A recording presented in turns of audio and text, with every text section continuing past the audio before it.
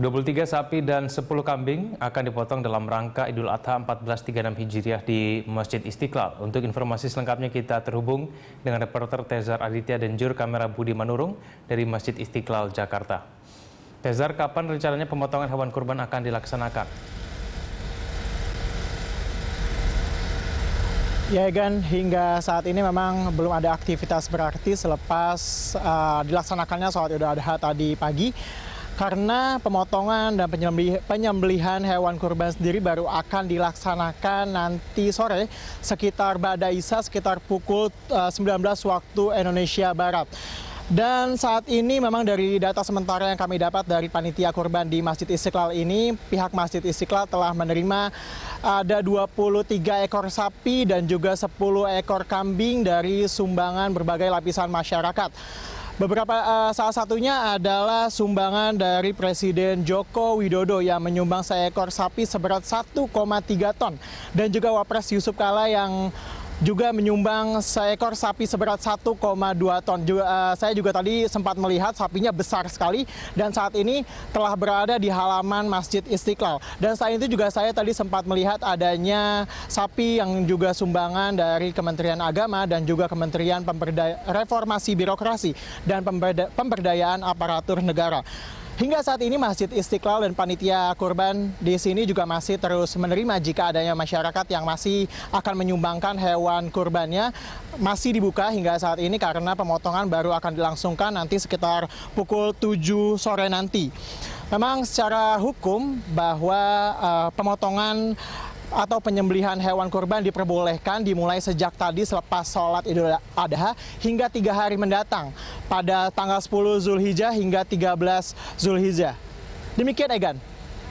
Tezar, mungkin Anda bisa menjelaskan dengan sistem pembagian daging kurban yang akan dilaksanakan nanti akan dilakukan seperti apa?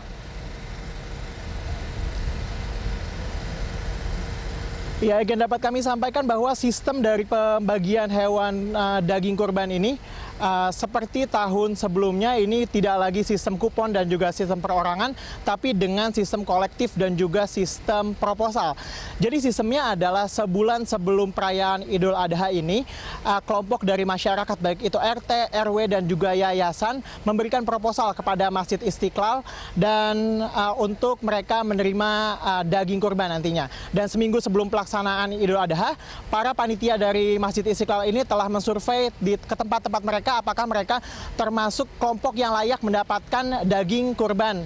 Dan jika diterima pada hari ini selepas penyembelihan hewan kurban ini, maka pihak dari Masjid Istiqlal ini akan langsung mendatangi mereka untuk memberikan daging kurban secara kolektif yang kemudian oleh mereka akan disebarkan lagi kepada masyarakat. Memang untuk saat ini yang diutamakan adalah masyarakat di sekitar Masjid Istiqlal dan juga masyarakat yang juga berada di kawasan Jakarta, termasuk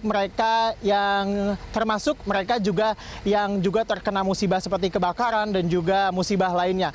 Karena memang proposal ini tidak hanya datang dari Jakarta, Egan. Ada juga permintaan masyarakat dari kawasan di sekitar Jakarta seperti Tangerang dan juga Karawang.